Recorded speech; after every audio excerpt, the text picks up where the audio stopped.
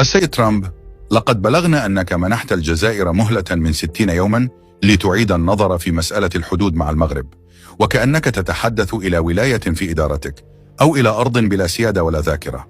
اسمعها جيدا وبكل وضوح. الجزائر ليست تحت وصاية أحد، ولن تقاس سيادتها بتقويم البيت الأبيض.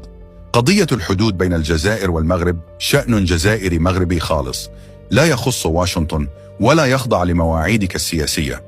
هذه الأرض هي أرضنا، وهذه القرارات تتخذ هنا في الجزائر، لا في القاعات المكيفة عبر المحيط.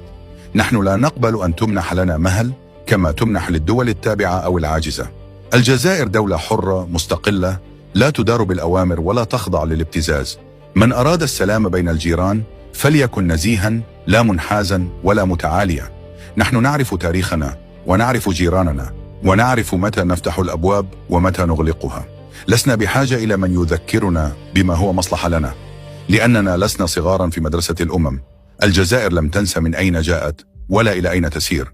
نحن من أسقط الاستعمار عندما كان العالم صامتا، ونحن من حافظ على استقلاله رغم كل العواصف.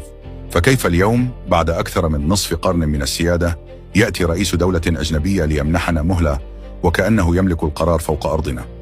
سيدي الرئيس، إن احترام سيادة الدول ليس خيارا بل مبدأ، ومن يتحدث باسم الحرية عليه أولا أن يحترم حرية الآخرين. الجزائر لا تقبل الوصاية لا من الشرق ولا من الغرب، وهي تعلم كيف تحاور، ولكنها أيضا تعرف كيف ترد. هذه هي الجزائر التي تتحدث إليها اليوم، دولة لا تشترى ولا تهدد ولا تنتظر الإذن من أحد. فاحتفظ بمهلتك، لأن حدودنا تفتح بإرادتنا وحدنا، لا بأوامر تأتي من خلف البحار.